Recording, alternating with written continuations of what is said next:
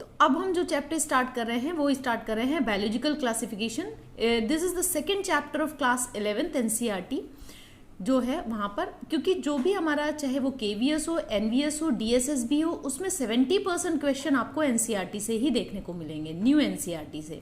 बाकी जो है वो ओल्ड एनसीईआरटी प्लस थोड़ी सी इन्फॉर्मेशन आपको एक्स्ट्रा कहीं से अगर मुझे लगता है तो मैं उसमें ऐड कर दूंगी, क्योंकि कुछ क्वेश्चन जो है वो थोड़े से अपग्रेड आते हैं। तो ये मैंने जो चैप्टर बनाया है इसमें मैंने अपग्रेडेड इन्फॉर्मेशन इसमें डाली है। एनसीईआरटी तो है ही है, साथ में मैंने इसमें ओल्ड एनसीईआरटी के भी पॉइंट्स डाले हुए हैं। तो बायोलॉजिकल क्लासिफिकेशन क्या है? The number of species that known and describe range कितना है? 1.7 to 1.8 मिलियन स्पीशीज अब तक जो है वो पता लगा ली है हम लोगों ने और उसको डिस्क्राइब कर दिया गया है।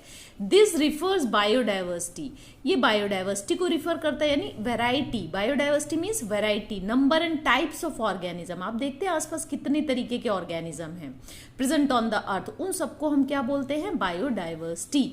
सिंस क्योंकि ये नियरली इम्पॉसिबल है, सारे लिविंग ऑर्गेनिज्म की स्टडी हम नहीं कर सकते हैं, तो एक ये नेसेसरी हो जाता है कि कोई ऐसी डिवाइस, कोई ऐसी हम टेक्निक जो है वो डिस्क्राइब करें, लाएं सामने, जिससे कि हम जो है पॉसिबल हो इन ऑर्गेनिजम्स को के बारे में पता लगाना, उनकी कैरेक्टरिस्टिक्स को हम पता लगा सके। इस प्रोसेस को कहते हैं क्लासिफिकेशन। तो what is classification? Classification is the process by which anything is grouped into convenient categories based on some easily observable characters. तो क्लासिफिकेशन क्या है? ये जो है कोई चीज ऐसी जिसे आप ग्रुप कर सके कन्वीनियंट कैटेगरीज में, किसके बेसिस पे? बाहर से देखने वाली इजीली ऑब्जर्वेबल कैरेक्टर्स के हिसाब से। मेन पर्पस क्या है क्लासिफिकेशन का? जो कि रिलेशनशिप एस्टेब्लिश करता है अमंग ऑर्गेनिज्म में। तो सबसे पहले सिस्टम्स ऑफ बायोलॉजिकल क्लासिफिकेशन देखें। There are 3 main types of classification है, आर्टिफिशियल, नेचुरल, फाइलोजेनेटिक। ये जो है आपके इसमें मेंशन नहीं है न्यू एनसीईआरटी में, ये मैंने ओल्ड एनसीईआरटी से लिया है। आर्टिफिशियल सिस्टम ऑफ क्लासिफिकेशन क्या है? जैसे एरिस्टोटल थे, उन्होंने सबसे पहले उन्होंने ये earliest to attempt a more scientific basis for classification, इन्होंने ही सबसे पहले क्लासिफिकेशन करने का काम किया था। इन्होंने जो यूज किया था वो मॉर्फोलॉजिकल कैरेक्टर्स को यूज किया था, यानी बाहर से देखने वाले सिंपल कैरेक्टर्स को यूज किया था to classify plants into tree, shrubs और हर्ब्स के फॉर्म में इन्होंने क्लासिफाई किया था। एरिस्टोटल जो है उन्होंने एनिमल्स को 2 ग्रुप्स में डिवाइड किया था, ये आपकी न्यू एनसीईआरटी में है। Divided into animals into 2 groups, वो जो जिनमें रेड ब्लड हो, जिसे इनेमिया भी बोलते हैं, इनेमिया ई से स्टार्ट है, एंड दोस्त जिनमें की रेड ब्लड ना हो उसे एनीमिया भी बोलते हैं। ठीक है, इसके बाद एरिस्टोटल जो है वो रोट एक बुक उन्होंने लिखी थी जिसका नाम है हिस्टोरिया एनिमेलिया। ये बहुत इंपॉर्टेंट है। उन्होंने कौन सी बुक लिखी थी? ये फर्स्ट बुक ऑफ जूलॉजी है। फर्स्ट बुक ऑफ जूलॉजी कौन सी है? Historia Animalia. इसके बाद जो स्केला नेचुरी है, also written by Aristotle. Theophrastus classified 480 plants in his book. ये बहुत अच्छे से ध्यान देंगे क्योंकि ये जो थियोफ्रेस्टस है उन्हें ही फादर ऑफ बॉटनी कहा जाता है। इनकी जो फर्स्ट बुक है जिसमें इन्होंने प्लांट्स को क्लासिफाई किया था, उस बुक का नाम है हिस्टोरिया प्लांटेरम, जो फर्स्ट बुक ऑफ बॉटनी है। तो आपने देख लिया फर्स्ट बुक ऑफ बॉटनी और first of book of zoology बहुत इंपॉर्टेंट है। आर्टिफिशियल सिस्टम, ये दूसरा सिस्टम है। पहला जो है आपका सॉरी ये पहला ही सिस्टम है आर्टिफिशियल सिस्टम। तो इसको जो है ये was based on the only gross, अभी जैसे मैंने बताया कि केवल उन्होंने जो एरिस्टोटल थे उन्होंने बस मॉर्फोलॉजिकल कैरेक्टर्स देख लिया या सुपरफिशियल जो कैरेक्टर्स थे, जैसे हैबिट किस जगह रहता है, प्लांट है या एनिमल है, जैसा भी है, कलर कैसा है, number and shape of leaves कैसी हैं, उस पर ध्यान दिया। यानी वेजिटेटिव कैरेक्टर्स को ही ध्यान में दिया। और उन्होंने क्या ध्यान में दिया, ये इंपॉर्टेंट है, उन्होंने फ्लावर की पोजिशन, एंड्रोशियम स्ट्रक्चर लिया। ठीक है, रिप्रोडक्टिव स्ट्रक्चर्स को भी कंसिडर किया। तो this system was given by Linnaeus. ये जिन्होंने सबसे पहले तो एरिस्टोटल ने किया, उसके बाद जो आर्टिफिशियल सिस्टम को ध्यान में दिया वो किया था लीनियस ने। इन्होंने इसमें क्या किया, इन्होंने एंड्रोशियम के स्ट्रक्चर पे भी ध्यान दिया। ये जो है number of stamens and carpel कितने हैं इस पे ध्यान दिया कि कितना है। और इन्होंने ये पूरा एंड्रोशियम स्ट्रक्चर को कंसीडर करते हुए जो आर्टिफिशियल पब्लिश किया वो बुक थी उनकी जेनेरा प्लांटेरम, जो 1737 में पब्लिश हुई थी। Genera plantarum 1737। Hence it is also called sexual system of classification भी कहा जाता है। प्लांट जो है वो क्लासिफिकेशन प्रपोज बाय लीनियस ने प्लांट के क्लासिफिकेशन को प्रपोज किया था। वो कौन सा था? आर्टिफिशियल था। क्यों? क्योंकि it was based only few floral character पे ही बेस्ड था, बाकी उन्होंने और भी कैरेक्टरिस्टिक्स को कंसिडर नहीं किया था। Linnaeus divided plants into 24 classes. Linnaeus ने प्लांट को 24 क्लासेस में डिवाइड किया था, जिसमें जो 23 क्लासेस है वो फ्लावरिंग प्लांट को बिलोंग करती थी, फ्लावरिंग प्लांट यानी फिनोरेगेम्स, और 24th क्लास जो है वो बिलोंग करती थी नॉन फ्लावरिंग प्लांट्स को, यानी क्रिप्टोगैमिया। ठीक है। Few classes are also known as monandria. कुछ क्लासेस, जो नाम सारे तो नहीं मैं दे रही हूँ 24 के, लेकिन कुछ क्लासेस जैसे मोनेंड्रिया, डेंड्रिया, ट्रेंड्रिया, टेट्रेंड्रिया और इस तरीके से सारी हैं। इस आर्टिफिशियल सिस्टम का ड्रॉबैक क्या है? These separated the closely related species को, क्योंकि मॉर्फोलॉजिकल कैरेक्टर केवल देख रहे थे तो इन्होंने सेपरेट कर दिया। Since they were based on a few characteristic, क्योंकि बहुत ही कम कैरेक्टरिस्टिक कंसिडर कर रहे थे। And also the artificial system gave equal weightage to vegetative और सेक्शुअल कैरेक्टरिस्टिक, दोनों को इक्वल वेटेज दे रहे थे। ये भी एक्सेप्टेबल नहीं है, क्योंकि हम जानते हैं कि often vegetative characters are more easily affected, environment के जो अंडर में आ जाते हैं, इफेक्ट हो जाते हैं वेजिटेटिव कैरेक्टर्स बहुत जल्दी, तो उसको कंसिडर नहीं किया जा सकता है। अब हम चलते हैं natural system. Natural system of classification जो है वो बेस्ड है natural affinities among the organism. आपस में उनका कैसा है, इसमें जो है इस पे बेस्ड करता है। केवल एक्सटर्नल फीचर को ही नहीं कंसीडर किया गया है, बस बल्कि ऑर्गेनिजम्स के इंटरनल फीचर्स को भी कंसीडर किया गया है, जैसे कि अल्ट्रा स्ट्रक्चर, उनकी एनाटॉमी कैसी है, एम्ब्रियोलॉजी कैसी है, फाइटोकेमिस्ट्री कैसी है, यानी इन कैरेक्टर्स को भी ध्यान में रखा गया है क्लासिफिकेशन करने में, एज वेल एज एफिनिटीज कि आपस में उनका क्या रिलेशन है। नेचुरल सिस्टम ऑफ क्लासिफिकेशन जो है वो बेस्ड है बोथ मॉर्फोलॉजी और एफिनिटीज, ये दोनों पे ही बेस्ड है। नेचुरल सिस्टम ऑफ क्लासिफिकेशन में लार्ज नंबर ऑफ ट्रेट्स को कंसीडर किया गया है, और इसमें मेनली क्या लिया गया है, फ्लोरल फीचर्स लिए गए हैं, जो कि commonly use identification for organism. Angiosperm अगर हम देखें, एंजियोस्पर्म्स का क्लासिफिकेशन करने के लिए क्या लिया है उन्होंने, किसको कंसीडर किया है, फ्लोरल फीचर्स को, क्योंकि जो रिप्रोडक्टिव पार्ट्स हैं वो ज़्यादा कंजर्वेटिव होते हैं, जबकि जो वेजिटेटिव पार्ट्स हैं वो चेंज होते रहते हैं।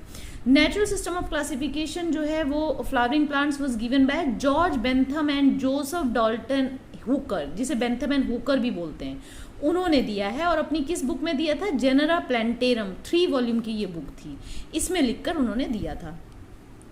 जो बेंथम और हुकर हैं सिस्टम ऑफ क्लासिफिकेशन, ये मोस्ट ऑफ द जितने भी हर्बेरिया है वर्ल्ड के, वो इसी सिस्टम को, बेंथम एंड हुकर सिस्टम को ही यूज करते हैं। बेंथम एंड हुकर ने 202 फैमिलीज को डिस्क्राइब किया था, और इन्होंने जो है प्लांट किंगडम को 2 सब किंगडम में डिवाइड किया था। एक किंगडम उन्होंने बनाया था क्रिप्टोगैमिया, और दूसरा उन्होंने बनाया था फिनरोगैमिया, यानी प्लांट किंगडम को 2 सब किंगडम में डिवाइड किया था। एक सब किंगडम हो गया आपका क्रिप्टोगैमिया, जिसे सीडलेस प्लांट भी बोला जाता है, सीडलेस प्लांट को इसमें रखा, और जो सीडेड प्लांट्स थे उन्होंने फिनरोगैमिया में रखा। इसके बाद जो फिनरोगैमिया है, ये 3 क्लासेस में इनको डिवाइड किया। इसमें आपका जो है ये प्लांट किंगडम 2 सब किंगडम उन्होंने डिवाइड किए, क्रिप्टोगैमिया एंड फिनरोगैमिया। जो क्रिप्टोगैमिया, ये आपका फिनरोगैमिया है, इसे डायकोटिलिडोनी, जिम्नोस्पर्म और मोनोकोटिलिडोनी में डिवाइड किया। डायकोटिलिडोन में फिर उन्होंने 2 सब क्लासेस बनाई। एक सब क्लास जो है उन्होंने पॉलीपिटेली बनाई, 3 सब क्लासेस बनाई, एक पॉलीपिटेली, एक गैमोपिटेली और एक मोनोक्लेमाइडेई। ठीक है। पॉलीपिटेली में उन्होंने जो सीरीज बनाई थी वो थैल्मेफ्लोरेई और कैल्सीफ्लोरेई बनाई। मैं बहुत ही जनरल बता रही हूँ, पूरा डिटेल में नहीं बता रही हूँ, जो जो इम्पोर्टेंट है और आ सकता है मैं केवल उतना ही बता रही हूँ। जो थैल्मेफ्लोरेई है उसमें 2 और भी फैमिलीज हैं, लेकिन ये मेन थी, क्रूसीफेरियन, मालवेसी। और जो कैल्सीफ्लोरी है उसमें लेग्यूमिनेसिया और कुकुरबिटेसिया आपका आता है। इसमें एक सीरीज और है जिसे डिस्क फ्लोरी भी बोलते हैं, और जो एनाकार्डियेसी है वो इसका है। एनाकार्डियेसी को फर्दर जो है उन्होंने सीरीज में डिवाइड किया, दैट इज ये जो आपका तुमको। अब हम चलते हैं natural system. Natural system of classification जो है वो बेस्ड है natural affinities among the organism. आपस में उनका कैसा है, इसमें जो है इस पे बेस्ड करता है। केवल एक्सटर्नल फीचर को ही नहीं कंसीडर किया गया है, बस बल्कि ऑर्गेनिजम्स के इंटरनल फीचर्स को भी कंसीडर किया गया है, जैसे कि अल्ट्रा स्ट्रक्चर, उनकी एनाटॉमी कैसी है, एम्ब्रियोलॉजी कैसी है, फाइटोकेमिस्ट्री कैसी है, यानी इन कैरेक्टर्स को भी ध्यान में रखा गया है क्लासिफिकेशन करने में, एज वेल एज एफिनिटीज कि आपस में उनका क्या रिलेशन है। नेचुरल सिस्टम ऑफ क्लासिफिकेशन जो है वो बेस्ड है बोथ मॉर्फोलॉजी और एफिनिटीज, ये दोनों पे ही बेस्ड है। नेचुरल सिस्टम ऑफ क्लासिफिकेशन में लार्ज नंबर ऑफ ट्रेट्स को कंसीडर किया गया है और इसमें मेनली क्या लिया गया है, फ्लोरल फीचर्स लिए गए हैं जो कि commonly use identification for organism. Angiosperm अगर हम देखें, एंजियोस्पर्म्स का क्लासिफिकेशन करने के लिए क्या लिया है उन्होंने, किसको कंसीडर किया है, फ्लोरल फीचर्स को, क्योंकि जो रिप्रोडक्टिव पार्ट्स हैं वो ज़्यादा कंजर्वेटिव होते हैं जबकि जो वेजिटेटिव पार्ट्स हैं वो चेंज होते रहते हैं। नेचुरल सिस्टम ऑफ क्लासिफिकेशन जो है वो flowering plants was given by George Bentham and Joseph Dalton Hooker, जिसे बेंथम एंड हुकर भी बोलते हैं, उन्होंने दिया है और अपनी किस बुक में दिया था, जेनेरा प्लांटेरम, 3 वॉल्यूम की ये बुक थी, इसमें लिखकर उन्होंने दिया था। जो बेंथम और हुकर हैं सिस्टम ऑफ क्लासिफिकेशन, ये मोस्ट ऑफ द जितने भी हर्बेरिया है वर्ल्ड के वो इसी सिस्टम को, बेंथम एंड हुकर सिस्टम को ही यूज करते हैं। बेंथम एंड हुकर ने 202 फैमिलीज को डिस्क्राइब किया था और इन्होंने जो है प्लांट किंगडम को 2 सब किंगडम में डिवाइड किया था। एक किंगडम उन्होंने बनाया था क्रिप्टोगैमिया और दूसरा उन्होंने बनाया था फिनरोगैमिया, यानी प्लांट किंगडम को 2 सब किंगडम में डिवाइड किया था। एक सब किंगडम हो गया आपका क्रिप्टोगैमिया, जिसे सीडलेस प्लांट भी बोला जाता है, सीडलेस प्लांट को इसमें रखा, और जो सीडेड प्लांट्स थे उन्होंने फिनरोगैमिया में रखा। इसके बाद जो फिनरोगैमिया है ये 3 क्लासेस में इनको डिवाइड किया। इसमें आपका जो है ये प्लांट, तो जैसे कि आपने देखा कि प्लांट किंगडम में जो है 2 सब किंगडम में डिवाइडेड है, क्रिप्टोगैमिया यानी कि आपका सीडलेस प्लांट्स आते हैं इसमें, और फिनरोगैमिया यानी कि सीड जिसमें है वो वाले प्लांट्स, ठीक है। फिनरोगैमिया को फर्दर डिवाइड किया है डायकोटिलिडोनी, जिम्नोस्पर्म्स में और मोनोकोटिलिडोनी। डायकोटिलिडोनी जो है फर्दर सब क्लास में डिवाइड किया है पॉलीपिटेली, गैमोपिटेली और मोनोक्लोमाइडेई। पॉलीपिटेली को सीरीज में फर्दर डिवाइड किया गया है। यहाँ पर आपकी जो सीरीज हैं वो हैं थैल्मीफ्लोरी और कैल्सीफ्लोरी। थैल्मीफ्लोरी में थैलमस होता है जैसे क्रोसीफेरी और मालवेसी में, और कैल्सीफ्लोरी में लेग्यूमिनेसी और कुकुरबिटेसी आता है।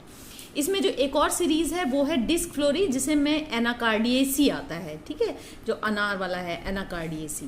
गैमोपिटेली को भी फर्दर डिवाइड किया गया है सीरीज, 3 सीरीज है, इन्फीरियई जो कंपोजिटिव फैमिलीज में आती है, हेट्रोमेरियई और बायकार्पिलेट। ये मैंने बहुत ही ऊपर पूरा आपका बता दिया है 202 फैमिलीज का जो उन्होंने डिवाइड किया है, ठीक है। इसमें मेन मैंने जो बताया जो दे सकते हैं, बाकी पूरा नहीं बताया है। तो they divided plant kingdom into 2 सब किंगडम, क्रिप्टोगैमिया जो कि सीडलेस प्लांट इनमें रखे और फिनरोगैमिया जिनमें सीड वाले प्लांट्स रखे। Compositae belongs to inferae of gamopetalae. Compositae किसको बिलोंग कर रहा है, इन्फीरियई। इन्फीरियई किसकी सीरीज है, गैमोपिटेली की सीरीज है, ठीक है। Bentham and Hooker place leguminosae in calyciflorae में, ठीक है, कैल्सीफ्लोरेई में लेग्यूमिनेसी आपका आ रहा है। Ordines anomalei is monoclomydi included a few orders which could not be placed satisfactorily in the classification। तो Ordines जो anomalei हैं जो वो जो है इन्होंने monoclomydi में रखा है, ठीक है। अब इसके डिमेरिट्स क्या है, जिम्नोस्पर्म्स जो है वो उन्होंने प्लेस किया है बिटवीन डायकॉट और मोनोकॉट के, only for the convenient rather than affinities. उन्होंने एफिनिटीज का ध्यान नहीं रखा। उन्होंने क्या किया, जैसे कि मैंने आपको दिखाया, इन्होंने जिम्नोस्पर्म को डायकोटिलिडोनी और मोनोकोटिलिडोनी के बीच में रखा है।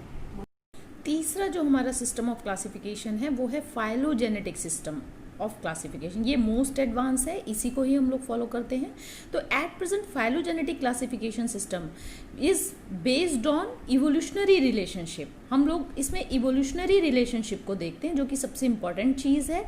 हम इंटरनल फीचर्स को भी देख रहे हैं, एक्सटर्नल फीचर्स को भी देख रहे हैं, लेकिन सबसे ज़्यादा इंपॉर्टेंस हम दे रहे हैं इवोल्यूशनरी रिलेशनशिप को। And this assumes that organisms belonging to the same taxa have a common ancestor. जो सेम टेक्सा में हैं ऑर्गेनिजम्स उनमें कॉमन एंसेस्टर, उनके एंसेस्टर्स कहीं ना कहीं कॉमन है, यानी सेम जीनस सेम फैमिली को जो भी बिलोंग करते हैं उनके कहीं ना कहीं एंसेस्टर्स कॉमन है। Phylogenetic system is based on evolutionary, evolution पे डिपेंड करता है, ऑर्डर और एंसेस्ट्री पे डिपेंड करता है। Phylogenetic system of classification is based on common evolutionary descent, descent यानी ऑर्गेनिजम्स, ठीक है, generation for the generation. In classification of plants the term cladistic, ध्यान से देखेंगे, cladistics refers to phylogenetic classification. Cladistic term किस लिए यूज किया जाता है? फाइलोजेनेटिक क्लासिफिकेशन के लिए यूज किया जाता है। Classification which is based on both genetic and evolutionary relationship, उसे क्या बोलते हैं? क्लैडिस्टिक्स, या आप फाइलोजेनेटिक रिलेशनशिप भी बोल सकते हैं, क्लासिफिकेशन भी बोल सकते हैं। First phylogenetic system was propose by, किसने दिया था फाइलोजेनेटिक सिस्टम? ध्यान रखेंगे, एंगलर एंड प्रेंटल ने दिया था। ठीक है, इसके बाद आपका आता है मोनोग्राफ। ये जो आपका मोनोग्राफ है, ये किसमें इन्होंने एंगलर एंड प्रेंटल ने अपनी बुक में लिखा था? डाय नेचुरल लाइकन प्लेफेंजन फैमिलीज में इन्होंने मेंशन किया था। ठीक है, इन्होंने एंगलर एंड प्रेंटल ने क्या किया था? दे place families and orders of the flowering plant in ascending series में उन्होंने प्लेस किया था, और वो किस पे बेस्ड था? Complexity of the floral morphology पे बेस्ड था। इसके बाद according to Engler and Prantl, ये जो एस्टेरेसी है, जानते हैं कंपोजिटिव फैमिली जिसमें सनफ्लावर है, वो सबसे एडवांस है, और डायकॉट में, और ऑर्किडेसी यानी ऑर्चिड फैमिली जो है एमंग मोनोकॉट्स जो है वो सबसे ज़्यादा उन्होंने एडवांस माना। एंगलर एंड प्रेंटल क्लासिफिकेशन में थोड़ा सा एक जनरल आइडिया दे देती हूँ। फिनरोगैमिया को उन्होंने 2 पार्ट में डिवाइड किया, एक जिम्नोस्पर्मी और एंजियोस्पर्मी में। एंजियोस्पर्मी को फर्दर उन्होंने डिवाइड किया मोनोकोटिलिडोनी और डायकोटिलिडोनी में। डायकोटिलिडोनी को फर्दर डिवाइड किया पॉलीपिटैली एंड गैमोपिटैली में। जॉन हचिंसन जो थे 1959 में, इन्होंने प्रपोज किया phylogenetic system in his book families of flowering plant in 2 volumes. आप देख रहे हैं कि फाइलोजेनेटिक सिस्टम भी ऐसा नहीं कि एक साइंटिस्ट ने दे दिया तो फर्दर उसमें किसी और ने कुछ नहीं कहा, नहीं। जैसे एंगलर एंड प्रेंटल ने बोला, ठीक है, उन्होंने अपनी मोनोग्राफ में दिया, फिर आगे फर्दर चल के जॉन हचिंसन ने भी उसको माना और उन्होंने अपनी बुक में दिया। तो इस तरीके से तो 2 वॉल्यूम्स में फैमिलीज ऑफ फ्लावरिंग प्लांट को उन्होंने मेंशन किया। हचिंसन ने जो बताया वो उन्होंने ये बोला कि उन्होंने एंजियोस्पर्म को डिवाइड किया 411 फैमिलीज में। ठीक है, हचिंसन सिस्टम ऑफ क्लासिफिकेशन जो था वो रिवाइज हुआ 1995 में। और हचिंसन सिस्टम ऑफ क्लासिफिकेशन कैसा था मैं आपको दिखा दूं। एंजियोस्पर्मी को उन्होंने डिवाइड किया डायकोटिलिडोनी और मोनोकोटिलिडोनी में। डायकोटिलिडोनी को फर्दर डिवाइड किया उन्होंने लिग्नोसी में और हर्बेसी में, और मोनोकोटिलिडोनी को उन्होंने कैल्सीफ्लोरेई, कोरोलीफ्लोरेई और ग्लूमीफ्लोरेई में डिवाइड। इसके बाद तख्ताजन आए 1967, इन्होंने भी प्रपोज किया phylogenetic system in his book. कौन सी बुक थी इनकी? A system of phylogeny of flowering plant and flora. ठीक है, आर्मीनिया, ये इनके बुक का नाम था, इसमें इन्होंने मेंशन किया। इसके बाद अकॉर्डिंग टू तख्ताजन इन्होंने क्या बोला? Taxonomy without phylogeny may be like to bones without flesh. इनके हिसाब से टेक्सोनॉमी और फाइलोजेनी एक दूसरे के साथ ही हो सकते हैं, अलग नहीं होते हैं, मतलब उसका कोई मीनिंग नहीं है। According to Engler and Prantl classification monocots were primitive than dicots. इनका कहना था एंगलर एंड प्रेंटल का कि मोनोकॉट्स पहले आए, बाद में डायकॉट्स आए। ठीक है, तो अब इसके बाद मैं सिस्टमैटिक दूसरे पार्ट में आपको पढ़ाऊंगी। तो आप ये सेकंड पार्ट देखेंगे जिसमें आपको मैं 2 किंगडम, 3 किंगडम और 4, 5 और जो आपका बाकी डोमेन्स है उनको भी मैं कंसिडर करूंगी। तो आप सेकंड पार्ट भी जरूर देखें और इसको पूरा कंटिन्यू करते रहें, क्योंकि ये मैं बहुत अच्छी तरीके से डिटेल में किंगडम मोनेरा, प्रोटिस्टा, ये सब इसी में आएगा, आपका बायोलॉजिकल क्लासिफिकेशन में ही करवाऊंगी। और जो आपके इस लेवल का है तो चाहे तो आप इससे कोई भी एग्जाम क्लियर कर सकते हैं, चाहे वो गेट लेवल का भी है या कोई भी लेवल का CSI या नेट लेवल का भी है, तो भी KVS, NVS, DSSB, PGT तो आप कर ही लेंगे। ठीक है, तो इसे आप बार बार देखिए और इसको फॉलो करिए। All the best for the upcoming exams. और मेरे चैनल को लाइक, सब्सक्राइब और शेयर करना बिल्कुल ना भूलें। मेरे चैनल का नाम है लेट्स क्रैक एग्जाम्स। तो इस चैनल के माध्यम से आप कोई भी एग्ज़ाम आसानी से क्लियर कर सकते हैं। All the best.